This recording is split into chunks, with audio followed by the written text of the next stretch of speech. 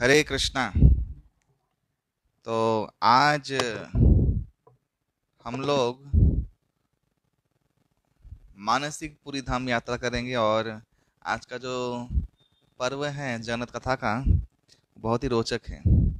ओम अज्ञान तिमिरान्धस्य ज्ञानाञ्जनशलाकयाः चक्षुरुन्मिलितं येन तस्मै श्रीगुरवे नमः। श्रीचैतन्यमनोभीष्टं स्थापितं येन भूतले स्वयं रूपकदा मह्यं ददाति स्वपदान्तिकं वन्देऽहं श्रीगुरु श्रीयुतपदकमलं श्रीगुरून् वैष्णवांश्च च श्रीरूपं साग्रजातं सगण रघुनाथान्वितं तं स्वजीवं साद्वैतं सावधूतं पर्यनशयितं कृष्णचैतन्यदेवं श्रीराधा कृष्ण पादान् सहगण ललिता श्रीविशाखानितांश्च नमयों विष्णुपादाय कृष्णपृष्ठाय भूतले श्रीमते भक्तिवेदांत स्वामिन् इति नामिने नमस्ते सारस्वते देवे श्रीगौरवाणी प्रचारिणे निर्विशेषशून्यवादी पाश्चात्यदेशतारिणे वंशाकल्पतरुभ्यश्च कृपा सिन्धुभ्य एव च पतितानां पावनेभ्यो वैष्णवेभ्यो नमो नमः। नमो महावदन्नाय कृष्ण प्रेम प्रदायते कृष्णाय कृष्ण चैतन्य नामने गौरत्विषे नमः। पंचतत्मात्मकं कृष्णं भक्तरूपस्वरूपकं भक्तावतारं भक्ताख्यां नमामि भक्तशक्तिकम्।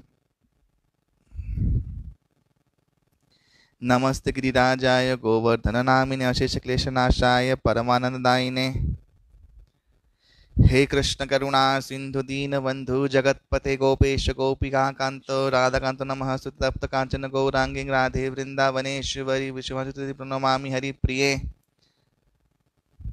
नीलाचल निवासाय नित्याय परमात्मने बलभ सुभद्राभ्यां जगन्नाथाय ते नमः। श्री जगन्नाथ नीलाद्रि शिरो मुकुट रत्न है दारु ब्रह्मन घनश्याम प्रसीद पुरुषोत्तम प्रफुल्ल पुंडरीकाक्ष लवनाब्धिरतामृता गुटिकोदर मांग पाहि नना भोग पुरंदरा निजाधर सुधादायिन इंद्रदुम्न प्रसादिता सुभद्रा लाल नव्याग्र रामानुज नमः स्तुते गुंडीचरथ यात्रादि महोत्सव विवर्धन भक्तवत्सल वंदे त्वां गुंडीचरथ मंडनम दीनहीन महानीच दयाद्रिकृतमानस नित्य नूतन महात्म दर्शन चैतन्य वल्लभः। जय श्री कृष्ण चैतन्य प्रभु नित्यानंद श्री अद्वैत गदाधर श्रीवासादि श्री गौर भक्त वृंदा। हरे कृष्ण कृष्ण कृष्ण हरे हरे हरे राम राम राम हरे हरे मुखं करोति वाचालं पंगुं लंघायते गिरिं यत्कृपातमहं वन्दे श्रीगुरुं दिनतारिणं परमानन्दमाधवं श्रीचैतन्यम् ईश्वरम्। ॐ जन्माद्यस्य यतः अन्यादितरस्सर्तेष विघ्नस्वराट् तेने ब्रह्मदिदजादिकवये मुह्यन्ति यत्सूरयः तेजो वारि मृदां यथा विनिमयो यत् त्रिसर्गं मृषाः धाम्ना स्वेन सदा न्यस्तकुहकं सत्यं परमधीमहि नाम संकीर्तनं यस्य सर्वपापप्रणाशनं प्रणाम दुःखशमनस्सं नमामि हरिं परं। हरिः ओम तत्सत्। हरे कृष्णा। तो आज हम लोग शिवपुरी धाम का मानसिक परिक्रमा पूरी धाम महात्मा सुनेंगे और श्री क्षेत्र में आप लोगों को क्या क्या विशेष तीर्थ दर्शन करने हैं उसके बारे में हम चर्चा करेंगे। तो श्री क्षेत्र या पुरी या शंख क्षेत्र या श्री धाम एक विशेष तीर्थ है उड़ीसा उत्कल खंड या उद्र देश में। स्कंद पुराण अनंत संहिता इत्यादि शास्त्रों में ये नीलाचल महात्मा का वर्णन किया गया है। भगवान कृष्ण के जो भी धाम हैं स्पेशली मथुरा द्वारिका ये दोनों धाम का प्रतिबिंबित एकत्र रूप होता है ये नीलाचल धाम। बहुत ही स्पेशल। मैंने जितना धाम दर्शन किया है अपने जीवन काल में शायद ही वृंदावन मथुरा के बाद कोई ऐसा धाम है जहाँ पे बहुत सारे तीर्थ उपस्थित हो उस धाम में पुरी जैसा। मथुरा वृंदावन के बाद मैंने देखा कि पूरी जगन्नाथपुरी धाम में बहुत सारा अपॉर्चुनिटी है अपने आप को पवित्र करने का, अपने आप को सही मायने में आध्यात्मिक स्तर में लेके जाने का। तीर्थ तीर्थ यात्रा हम लोग क्यों करते हैं? तीर्थ यात्रा हम लोग इसलिए करते हैं ताकि, मैंने पहले भी बोला है कि भगवान अधिष्ठित हुए हैं भक्तों के पुकार में, चाहे वो ब्रह्मा जी हो चाहे जो भी हो, शुद्ध भक्त लोग ने भगवान को पुकारा है, भगवान वहाँ पे अधिष्ठित हुए उन भक्तों के पुकार में।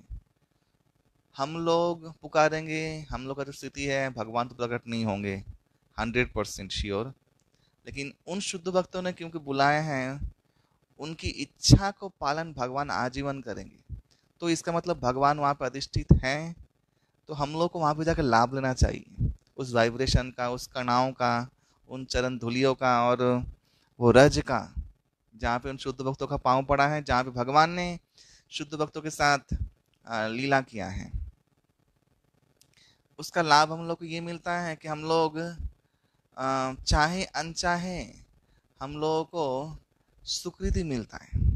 ये पुण्य से ऊपर है, पाप और पुण्य से। पुण्य है आपको स्वर्ग लेके जाएगा, पाप है आपको अधोलोक लेके जाएगा।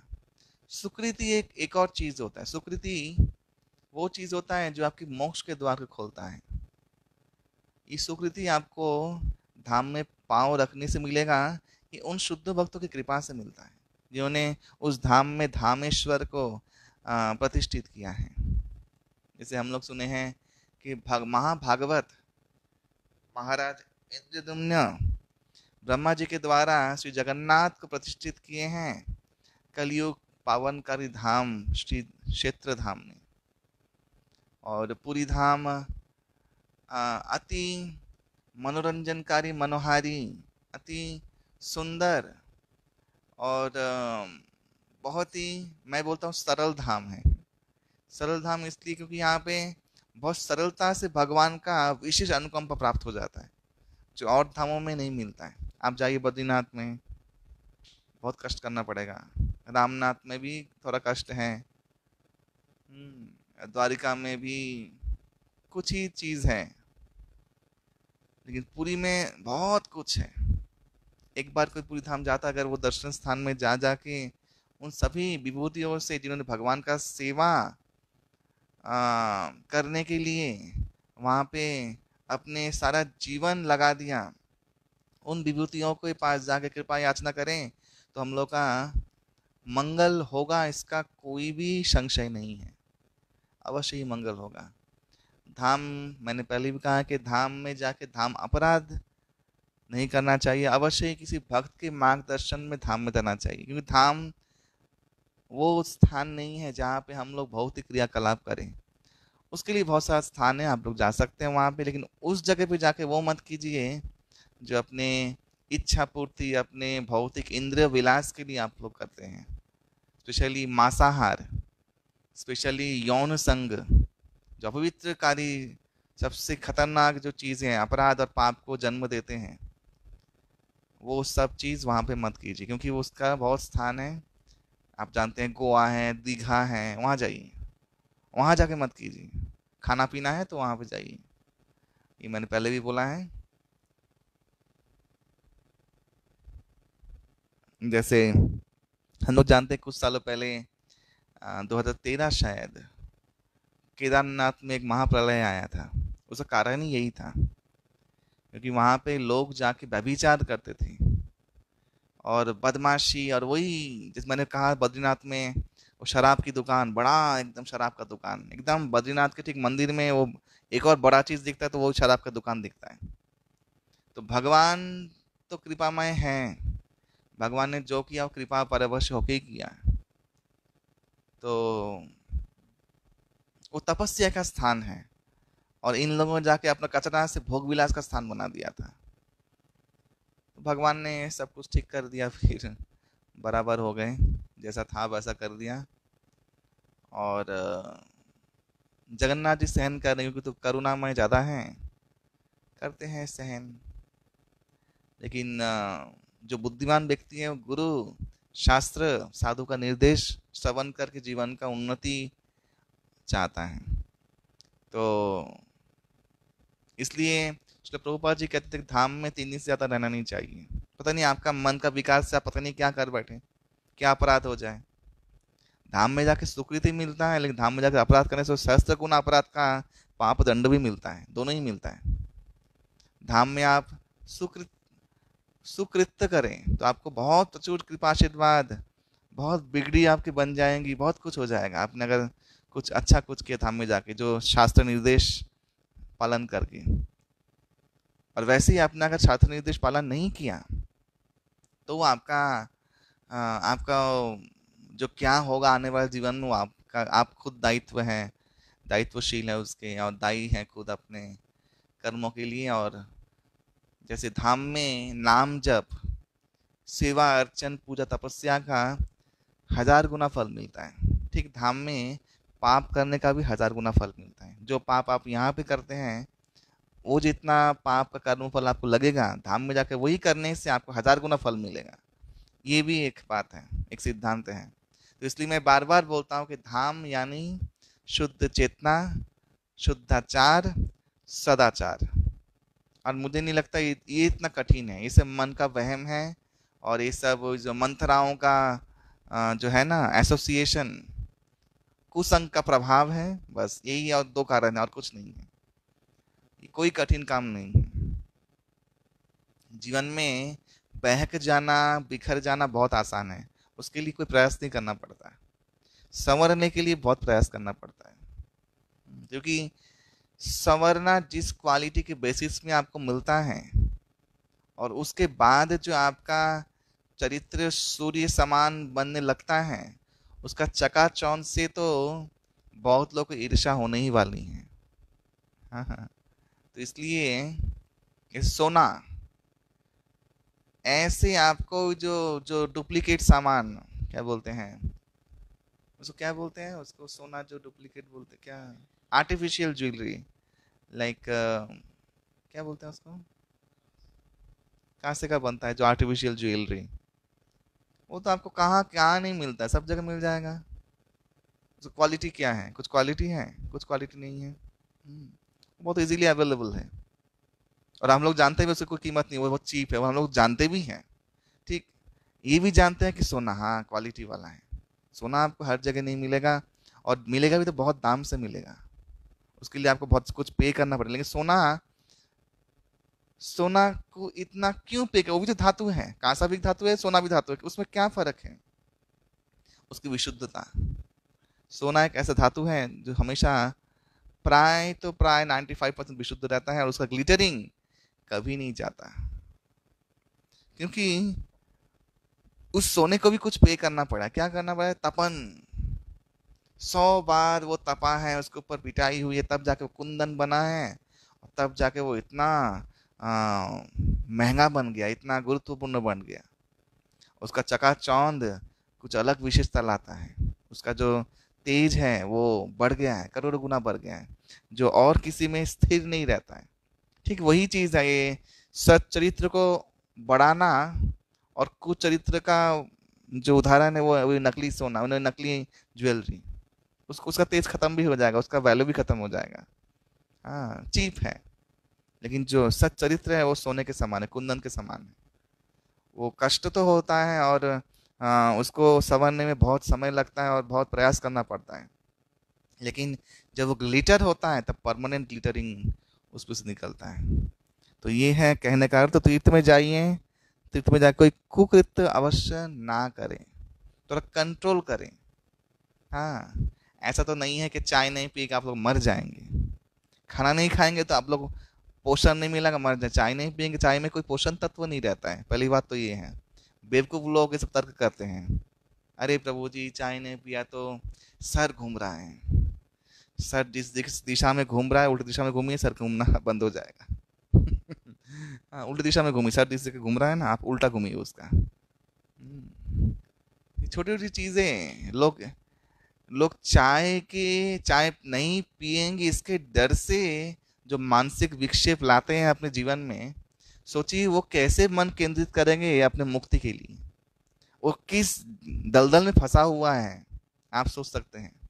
क्या उनका मन का विकार है, क्या मन का जंजीर है, जो इतना पार नहीं कर सकता वो कैसे मुक्ति का मार्ग पाएगा।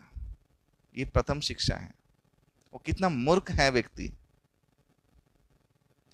तो ये सब मत कीजिए। तो ये तीर्थ महात्मा, मैंने पहले प्रिकॉशन बोल दिए। अभी सुनना नहीं सुनना, जो बुद्धिमान होगा वो सुनेगा, नहीं जो बुद्धिमान बुद्धि का स्तर अभी विकसित नहीं हुआ है उसको भगवान ही करे कृपा। तो श्री क्षेत्र, इसको श्री क्षेत्र इसलिए कहा गया कि माता महालक्ष्मी का स्थान है। और माता महालक्ष्मी के पिताजी यहाँ पे रहते हैं महोदधि, समुद्र, समुद्र से ही महालक्ष्मी का आविर्भाव हुआ है और समुद्र माता महालक्ष्मी के पिता हैं। तो ये स्थान, ये पंचक्रोश स्थान था। इसका 3 भाग अभी जल में चला गया, 2 क्रोशी वर्तमान है नीलाचल। 10 योजन ये धाम का परिधि है, उसमें 4 क्षेत्र आते हैं। एक है शंख क्षेत्र यानी शंखाकृति, ये 2 क्रोश जो जगह हैं उसको बोलते हैं शंख क्षेत्र या पूरी धाम, जो जिसको हम लोग कहते हैं। तो जब गयासुर से भगवान नारायण का युद्ध हो रहा था तो भगवान नारायण गयासुर को प्रशमित करने के बाद, शांत करने के बाद, इस उद्र मंडल में आके अपना शंख चक्र गदा पद्म स्थापन किए थे 4 जगह पे। तो शंख स्थापन किया जहाँ पे, वो है नीलाद्रि पर्वत, शंख क्षेत्र कहते हैं। चक्र क्षेत्र है वो है भुवनेश्वर, गदा क्षेत्र है जाजपुर और पद्म क्षेत्र है कोणार्क। ये 4 क्षेत्र 10 योजन में परिधि है, कनेक्टेड है। और एक जो चक्र क्षेत्र है इसे बोलते एकाम्र वन, जहाँ पे कोटि लिंगराज हरिहर लिंग विराज करते हैं। इनका नाम भुवनेश्वर है, एक्चुअली उनका नाम से भुवनेश्वर नाम पड़ा है। और ये जो भूखंड है, मैंने कहा कि इस पूरे भूखंड को जगन्नाथपुरी कहते हैं, इस पूरे भूखंड को। और उस पूरी धाम माने पूरी भूखंड में शंख क्षेत्र जो है वो है स्पेशल, जहाँ पे स्वयं नीलाद्रि पर्वत की चोटी पर भगवान श्री जगन्नाथ विराज करते हैं अपने भाई और अपने बहन के साथ। और नाना विभूतियों को भगवान ने वहाँ पे आह्वान किया है, विभिन्न देवताओं को, देवियों को, महादेवियों को। तो वहाँ पे सब लोग भगवान की सेवा के लिए, जगन्नाथ, मैंने पहले भी कहा था, पहले दिन में कहा, जगन्नाथ माने वो सबसे ऊपर है, उसके ऊपर कोई नहीं है। न तस्य कार्यकारणं च विद्यते न तस्य समस्त वैदिकस्य न दृश्यते, शीताश्वतर उपनिषद कहता है। उसके समान कोई नहीं है, उसके ऊपर की बात क्या है। वो अल्टीमेट पर्सनालिटी ऑफ गॉड है, वो संपूर्ण भगवान है, वो नारायण, वो कृष्ण, वो आदि गोविंद ही जगन्नाथ है। तो सब लोग उनके सेवक हैं। अकेला ईश्वर कृष्ण, बाकी सकले वृत्तो, जारे जोइचे ना चाहे से तोइचे करे नृत्य। इस चैतन्य चरितामृत में कहा गया है कि एक ईश्वर है, वो है भगवान, ईश्वर परम कृष्ण सच्चिदानंद विग्रह अनादिरादिर गोविंद सर्व कारण कारणम। कृष्ण स्वयं कृष्ण है, उनसे ऊपर कोई तत्व नहीं है। तो बाकी सब विभूति लोग उनके सेवा के लिए वहाँ पे हैं। महादेवी गण सब लोग सेवा के, सब विभूति लोग वहाँ पे निवास कर रहे हैं। और वो लोग भगवान का एक निष्ठ सेवा का एक आदर्श स्थापन कर रहे हैं। तो मैंने कहा था कि जब हम लोग जाते हैं तीर्थ में तो भगवान के जो धामेश्वर है उसको छोड़ के जो बाकी जो सेवक लोग रहते हैं उनके पास जाके हम प्रार्थना करते हैं कि आप लोग जो सेवा कर रहे हैं, हे विभूतिगण, हे देवगण, हे महादेव, हे देवी, आप लोग हम लोग कृपा आशीर्वाद कीजिए कि हम लोग को भी हमेशा हम लोग सेवा में मन रहें, अनुप्राणित रहें, इंस्पायर्ड रहें, उत्साह कम ना हो सेवा करने का भगवान और भगवान की भक्तों का।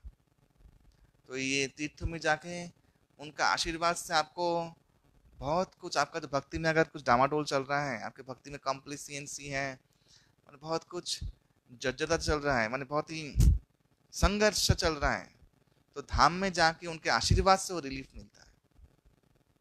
ये भक्तों के लिए है, जो भक्त लोग जानते हैं, अवश्य धाम में जाके उनसे आशीर्वाद मांगना चाहिए। पता नहीं किसका आशीर्वाद आपको मिल जाए, आपकी भक्ति को एक धक्का लग जाए। तो ये 4 जगह, शंख क्षेत्र, चक्र क्षेत्र, गदा क्षेत्र और पद्म क्षेत्र, इसमें से मेन है श्री क्षेत्र। तो मैं श्री क्षेत्र के बारे में आज बोलूंगा, शंख क्षेत्र के बारे में।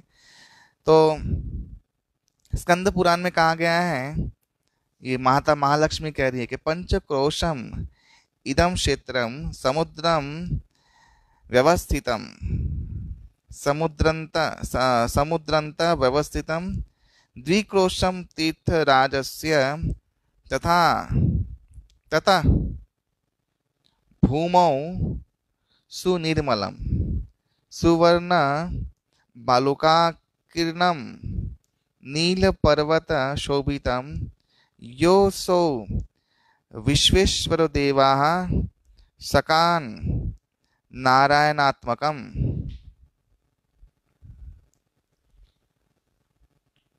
ये कह रहे हैं स्कंद पुराण में कि ये जो क्षेत्र है 5 क्रोश, उसमें से जो समुद्र के तट पे जो 2 क्रोश क्षेत्र है वो बहुत स्पेशल है। यहाँ पे नीलाद्रि पर्वत पे स्वयं भगवान नारायण विश्वेश्वर रूप में निवास कर रहे हैं।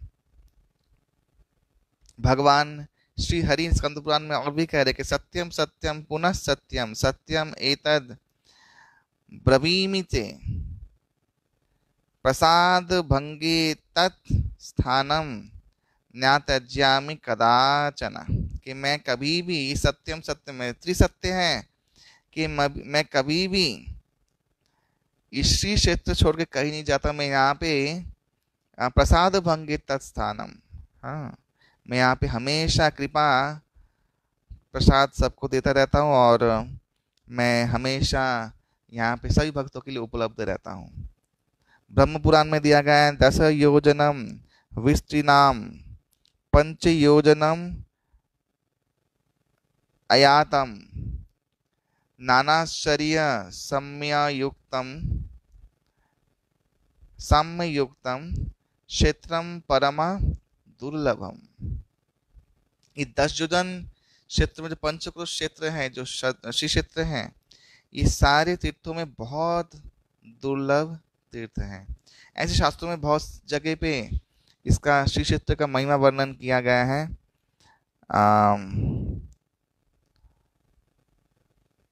स्कंद पुराण में, ब्रह्म संहिता में और अनंत संहिता में और भी जगह नीलाद्रि विजय भागवत, इस सब जगह पे भगवान माँ नीलाचल प्रभु का ये क्षेत्र का महिमा वर्णन किया गया है।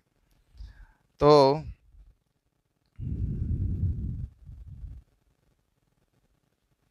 यहाँ पे एक श्लोक आता है बहुत ही सुंदर, वो ये है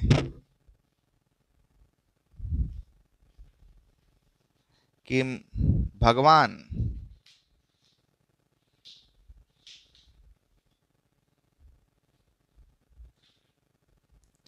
श्री जगन्नाथ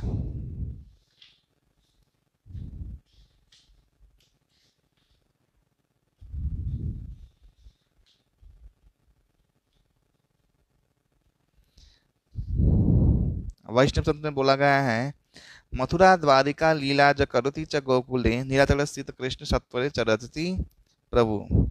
जो सारे लीला भगवान दिव्य धाम गोकुल मथुरा द्वारका में संपादन करते हैं, वो सब जगन्नाथपुरी धाम में, नीलाचल धाम में वो संपादन करते हैं।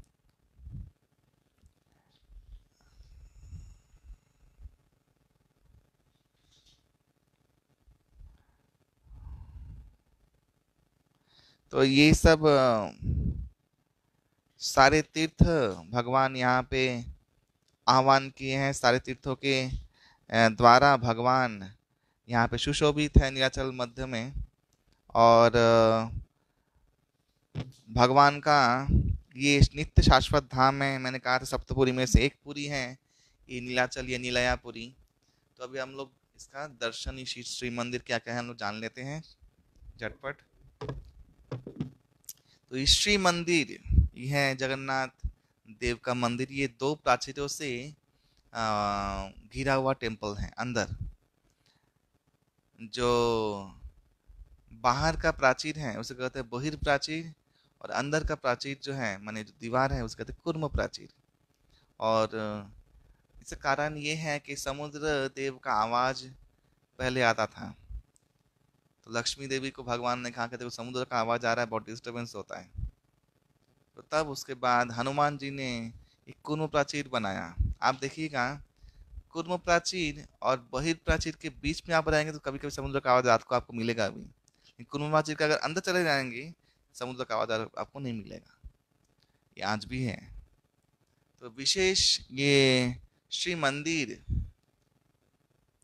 इस तीर्थ में सभी लोग निवास करते हैं। यहाँ पे अष्ट महाशक्ति हैं, इस अष्टमंगला कहते हैं। ये देवी महादेवी गण, ये भगवान का ये 2 क्रोश जो धाम है, इन सबको चारों अष्ट दिशाओं से प्रोटेक्ट करते हैं। उसमें सबसे पहले जो है महादेवी वो है मंगला देवी। फिर है जो ईशान कोण, सॉरी, जो अग्नि कोण को प्रोटेक्ट करते हैं, विमला देवी। फिर है सर्वमंगला देवी, अर्धाशिनी देवी, चंडरूपा देवी, हाँ, हरचंडी, रामचंडी, अलामचंडी, दक्षिण काली और वाराही। ऐसे बहुत सारे महादेवियाँ इनका इस स्थान को प्रोटेक्ट करती हैं। और यहाँ पे अष्ट महावीर हैं, यानी हनुमान जी, उसमें से मेन फेमस हैं वह बेड़ी हनुमान और कानपटा हनुमान। तो कानपटा हनुमान के बारे में हम लोग अभी सुनेंगे। और हैं तपस्वी हनुमान। अष्ट शंभु यहाँ पे निवास करते हैं, कापाल मोचन, कामेश्वर, क्षेत्रपाल, यमेश्वर, मार्कंडेश्वर, ईशानेश्वर, विश्वेश्वर और नीलकंठेश्वर। और यहाँ पे पंचतीर्थ हैं। एक तो है महोदधि, एक है रोहिणी कुंड, एक है मार्कंडेय सरोवर, एक है श्वेत गंगा और एक है इंद्रधनुष सरोवर। ये पंच महातीर्थ हैं। और यहाँ पे पंच महादेव जो सब तरीके से भगवान जगन्नाथ को सेवा करते हैं वो हैं श्री यमेश्वर, श्री लोकनाथ, श्री मार्कंडेश्वर, श्री कपाल मोचन और श्री नीलकंठेश्वर। ये 5 दिशाओं में स्थित हैं। आप लोग जाएंगे तो इनका दर्शन कर सकते हैं। मैं इसे थोड़ा थोड़ा बोलूँगा। तो ऐसे विभिन्न अष्टशंभु, पंच शिव, अष्ट महावीर, महाशक्तियों से ये धाम सुशोभित है। ये सब शक्तियाँ अपने सिद्ध स्वरूप में वहाँ निवास करती हैं। तो आप लोग जब भुवनेश्वर से जा रहे हैं टूवर्ड्स पुरी बाय रोड, तो आपको आठवनाला के बाद आपको बटमंगला देवी मिलेगी। ये बटमंगला सिद्ध देवी है, ये और कोई नहीं, साक्षात चंडी देवी है। इन्होंने ब्रह्मा जी को रोशनी देकर रास्ता दिखाया था पुरी की तरफ, नीलाचल पर्वत की तरफ, जब ब्रह्मा जी आए थे ब्रह्मोत्सव करने के लिए। तो इसका नाम पड़ा बटमंगला। एक बट वृक्ष के नीचे ये देवी निवास करती है। हम लोग हमेशा दर्शन करते हैं इनका आशीर्वाद लेके ही, ना कि आपको पुरी में घुसना चाहिए। जब महाप्रभु गए थे, पहली बार पुरी जा रहे हैं, रास्ते में आपने सुना होगा लीला, तो महाप्रभु यहाँ पे प्रणाम किए, उनसे आज्ञा ली और आज्ञा लेके ही वो श्री जगन्नाथपुरी धाम में गए। आप जानते हैं कि धाम में जोगमाया देवी हमेशा निवास करती हैं और भक्तों को कृपा करके धाम का सही अर्थ से दर्शन करवाती है। और जो भोगी व्यक्ति हैं, जो इंद्रिय तृप्ति में लगा हुआ है, भोगी व्यक्ति, कामी व्यक्ति, उनसे धाम के ऐश्वर्य को छुपा देती है। उनको दिखाई नहीं देता है। उनको दिखता है कि बिल्डिंग है, समुद्र है, चलो यहाँ पे हनीमून बनाएं, ये सब उनका मेंटलिटी होता है आसुरिक लोगों का। लेकिन जो भक्त हैं उनको धाम का असली महिमा वो उजागर कर देती है उनके सामने। तो ये जोगमाया ये है बटमंगला। तो अभी चलेंगे ये बटमंगला से आके 18 नाला, उस जमाने में 18 नाला, इसमें 18 नाला माने एक ब्रिज बनाया गया था। भार्गवी नदी यहाँ से निकलती है और भार्गवी नदी जाके मिलती है, उसे कहते बंकी मोहन। ये बंकी मोहन वो स्थान है जहाँ पे चक्र तीर्थ उपस्थित है। ये चक्र तीर्थ क्या है? राजा इंद्रदुम्न के लिए वो लकड़ी आई थी समुद्र तट में, ये चक्र तीर्थ में आई थी।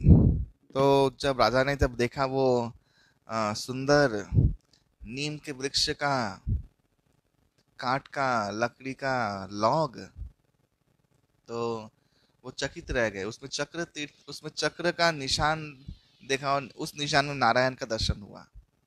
तो इस स्थान का नाम पर चक्र तीर्थ। ये ठीक बंकी मोहन में ही है, जहाँ भार्गवी नदी समुद्र से मिलती है। और आज भी यहाँ पे चक्र नारायण रूप में एक पत्थर का शिला में चक्र अंकित है, और वहाँ पे उस नारायण का स्वरूप बोलते हैं। तो वो मंदिर आज भी वहाँ पे उपस्थित है।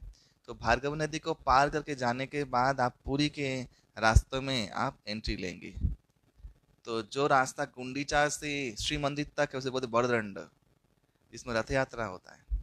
वहाँ पे कोई पेड़ का टहनी आसपास नहीं है, और ऊपर से लाइट का तार इत्यादि कुछ नहीं जा सकता। वो एकदम खुला हुआ है, बहुत बड़ा रास्ता, चौड़ा रास्ता, और प्राय 1.5 किलोमीटर है गुंडीचा टू शिव मंदिर। यह है बड़दंड या बड़ा रास्ता, ये जहाँ पे रथ यात्रा होता है। तो श्री मंदिर में आप जब 4 द्वार हैं, ये 4 द्वार धर्म अर्थ काम मोक्ष के प्रतीक हैं। जो द्वार से हम लोग बेसिकली सब लोग प्रवेश करते हैं, जहाँ पे अरुणो स्तंभ है, बाहर अरुण स्तंभ है, और उस स्तंभ के पास आपको पाँव धोने का जगह मिलेगा। आपको पाँव धो के अंदर घुसना है। तो ये है धर्म द्वार, इसे सिंह द्वार भी कहते हैं। 4 सिंबलिक पशु 4 द्वार में है। दक्षिण द्वार में है अश्व, इसे अश्व द्वार कहते हैं। और जो पश्चिम द्वार है वहाँ पे है व्याघ्र, और ये जो पूर्व मुखी द्वार है ये है सिंह द्वार, जो मेन एंट्रेंस है। और उत्तर द्वार में है हस्ती, यानी हस्ती द्वार, हाथी। तो 4 पशु, दिव्य पशु 4 द्वार का रक्षा करते हैं। धर्म अर्थ काम और मोक्ष, ये आपको इस द्वारों से मिलता है। तो आप श्री मंदिर में घुसे, बही प्राचीर है, फिर अंदर कुर्म प्राचीर। आप जब सिंह द्वार से घुस रहे हैं, अंदर एंट्री कर रहे हैं जगन्नाथपुरी मंदिर में, आपको पतित पावन जगन्नाथ दिखेंगे ठीक आपके दाईं तरफ। ये उन लोगों के लिए है, कहते हैं कि जो म्लेच्छ यवन लोग हैं, ये पूरी के शास्त्र में लिखा गया है कि म्लेच्छ यवन लोग भक्त बनेंगे और आएंगे, जो प्रभुपाद कृपा से ऑब्वियसली संभव हुआ है। तो वो लोग को मंदिर के अंदर प्रवेश करने का निषेध आ गया है। उसका कारण है क्योंकि म्लेच्छ एवं माने गो मांस आहार करने वाले, भले ही अभी वो शुद्ध हुए हैं, अज्ञान के वश उन्होंने खाया है अपने संस्कार के वश, भले वो लोग भक्त बने हैं, लेकिन म्लेच्छ यवन का मेन जो मना इसलिए किया क्योंकि वो वैदिक संस्कृति बहिर्भूत थे। लोग वैदिक संस्कृति पालन नहीं करते, शुद्धाचार पालन नहीं करते हैं, और दूसरा वो लोग गोमांस खाते हैं। तो उनको मंदिर में अलाउ नहीं किया था क्योंकि चेतना अशुद्ध करने के लिए। तो अभी खैर बात अलग है, भगवान के नाम से कोई भी शुद्ध हो सकता है, अगर वो माफ़ी मांगे, अगर पश्चाताप करें तो वो शुद्ध हो सकता है। तो वो प्रभुपाद की कृपा से हुआ भी है। तो उन लोगों के लिए कौन, जगन्नाथ दर्शन तो दुर्लभ है, उन लोगों के लिए रथ यात्रा तक वेट करना पड़ेगा, भगवान जगन्नाथ बाहर आएंगे। तो उन लोगों के लिए पतित पावन जगन्नाथ वो उनका स्वरूप है। ठीक, आप गेट में, उसके बाद जो एक गेट है उस गेट में घुस के आप जाएंगे कुर्म प्राचीर और बहिर प्राचीर के बीच में। तो वहाँ पे देखिएगा वो जो एक दालान है, एक जो चौखट है, उस चौखट में काला शिला उसके पहले बिछा हुआ है। काला शिला यम देवता है,